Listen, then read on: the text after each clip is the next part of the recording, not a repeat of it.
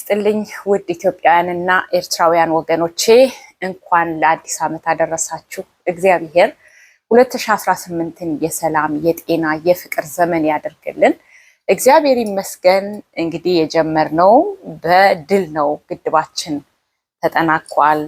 አንድነታችን ብዙ ነገር አይቻልም ሲባል መቻላችን የእግዚአብሔር አብሮነትን በአገራችን ላይ በዚህ ሁሉ ውጥንቅጥ ውስጥ በዚህ ሁሉ ችግር ውስጥ እግዚአብሔር ደግሞ ስኬትንም የሚያጎናጽፍ አምላክ ስለሆነ ስለረዳን ይሄ የአባይ ግድብ የአንድ ወገን ሳይሆን የመንግስት ሳይሆን የኢትዮጵያውያን ኩራት ስለሆነ ይሄ ነገር ደግሞ ስለሆነልን በጣም አድርጌ ተደስቻለሁ።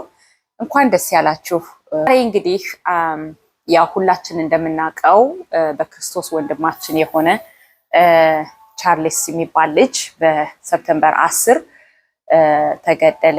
እኔ በቃ እንደውም በእውነት ዓመት በዓሉን ማክበር በጣም ከብዶኝ ነበር። አንደኛ ከብዙ አንጻር ነው። አንደኛ የሰው ልጅ ምንም ቢሆን ማንም በዚህ ዘመን አይዲያው ሌላ ስለሆነ የሚናገረው ነገር ከሁሉም ጋር ይስማማል ወይ አይስማማም ብሎ ስላላለ ብቻ መገደል የለበትም ብዬ አማኝ ነኝ። እኔ እንደዛ ነው ማምነው። መሆንም ያለበት እንደዛ ነው። ሰው በእርግጥ ነው ሪቫይቫል አስነስቷል። በጣም ብዙ ያስቆጣው የሱ መሞት ሳይሆን እንደ ክርስቲያንኛ ሌላው ነገር በማይክሮፎን ወጦ ሲለፈፍ፣ ሌላው ባንዲራ ሲውለበለብ፣ ሌላ ነገር ሲሆን ምንም ችግር የለም እንደሚባለው ሁሉ እንደ ክርስቲያን ያለንን የእምነታችንን ቪው መናገር ምንድነው መጥፎነቱ? እንደዚህ እስከ መገደል ድረስ መድረስ አለበት ወይ ብሎ ነው ብዙ ሰው የተቆጣው ኢንክሉዲንግ ማይሰልፍ። እኔ ሁሉም ሰው የተለያየ እምነት የተለያየ አስተያየት አለው። በእውነት ለመናገር ከሆነ አንዳንድ ጊዜ ኮንፍሮንት ያደረጋቸው የነበራቸው ጥያቄዎች ወጥቶ በየትምህርት ቤቱ የሄደ ወጣቱ ትውልድ አሁን ምንም አይነት ነገር ከቤተሰብ ጋር ጀምሮ እንኳን አይደለም በትምህርት ቤት ደረጃ በቤተሰብ እንኳ ቁጭ ብለው 5 ደቂቃ ልጆቻችን ዲስከስ ማድረግ የማይችሉት እንደዚህ ኮንቨርሴሽን ያልተለመደ ነገር ነው። እሱ ግን ዲቤት ነበር የሚያደርገው። ወጥቶ ትክክል ያልሆነውን ትክክል አይደለም ይላል፣ ትክክል የሆነውን ትክክል ነው ይላል። እኔ ስለ ፖለቲካል ቪው ወይም ስለ ሌላን አስተያየቱ አይደለም፣ ግን ስለ እምነትን ተመልክቶ በሚያወራው ነገር ግን ኃጢአት እኮ ጽድቅ አይሆንም፣ ጽድቅ ደግሞ ኃጢአት አይሆንም እኛ ስለፈለግ ነው በመጽሐፍ ቅዱስ በተጻፈው መሰረት ነው እኮ መሄድ ያለበት። እና እኔ በጣም ቻሌንጂንግ እያደረገን ያለ ሁኔታ ነው። ኢቭን እኛን እንደ አዳልት በትምህርት ቤቶችን በስራ ቦታችንም ኢቭን በእኛ ኮሚኒቲ የኢትዮጵያውያን ክርስቲያን ኮሚኒቲ በሚባል እንኳ እኔ በጣም ብዙ ጊዜ በትዳር ዲቤት እያደረጉ ቲክቶክ ላይ እንዴት ትዳር እኮ መጽሐፍ ቅዱስ የሚለው ባሌ ቤት ራስ ይሁን ብሏል። ኧረ በኢየሱስ ስም በቃ መጽሐፍ ቅዱስ ራሱ ብሏል የሚለው መጽሐፍ ቅዱስን ራሱ በእውነት ነው የምላችሁ እንዴት ኢሪቴት እንደሚያደርገው ሰው። ለምን እኛ ስለፈለግነው እኮ አይቀያየርም። መጽሐፍ ቅዱስ የእግዚአብሔር ቃል ነው፣ ፍጹም ነው፣ ምንም ልናደርገው አንችልም። ስለዚህ ብዙ ጊዜ ይሄ ነገር ከምን የመጣ መስላችኋል? ብዙ ጊዜ እኛ እውነቱን እውነት ነው ብለን መናገርን ስላቆመን ብዙ ፕላትፎርም ላይ ኖርማል ያልሆነው ኖርማል ተብሎ ኖርማል የሆነው እንደ አብኖርማል የሆነው ነገር ኖርማል ነው። አሁን አንድ ሰው ወጦ ስለፈለገው ነገር ቢናገር በተለይ አንዳንድ ቶፒኮች በቃ ተጎዳ እንደዚህ ሆነ ምናምን ተብሎ ይባልና አዘ ሴም ታይም ግን እናንተ እግዚአብሔር ቃል እንዲህ ነው ያለ ስትሉ ኢቭን በእኛ ኮሚኒቲ እውነቴን ነው የምነግራችሁ። ይሄ ደግሞ ለልጆቻችን በጣም የሚያሰጋ ነገር ነው። እምነታቸውን እምነት አበበን ግፋ ከበደ እንደዚህ አድርግ እንደዚህ ይበል ጨቁን በዝብዝ አይልም። ነገር ግን ደግሞ ሌላውን ደግሞ የሚለውን ሁሉ አይዲያ ተቀበልም አላለም። አሁን እዚህ ላይ ነው በጣም ኮንፊውዥን ውስጥ እየገባን ያለ ነው። ብዙ ሰዎች ኢቭን እንኳን ደውይ ሰዎች የሆነ ሰው ስም ይጠቅሱላችሁና የክርስቲያን የሆነ ፓስተርም ይሁን ቄስም ይሁን የቤተክርስቲያን አገልጋይም ይሁን ይጠቅሱና ኢቭን እንደ ክርስቲያን እንኳን አክት አያደርጉም ይሏቸዋል። እንደ ክርስቲያን አክት ማድረግ እኮ ትክክል ያልሆነውን ትክክል ነው ብሎ መቀበል አይደለም። እንዴ ክርስትና እኮ ማለት እንደዝም ብሎ በቃ ሁሉን ነገር ሰዎችን ለማስደሰት ብቻ አክሰፕት ማድረግ አይደለም። ኦፍ ኮርስ ሃምብል በሆነ ፍቅር በሆነ ሁኔታ ነው ሰዎችን ማስረዳት ያለብን ማስረዳት እንጂ ደዝሚን ሰዎችን ለማስደሰት የሆነ ቦታ ሄዳችሁ ስትናገሩ እኔ ክርስቲያን ነኝ ግን እኔ አቦርሽን አግሪ ያደርጋለሁ ሚል ክርስቲያን አለ።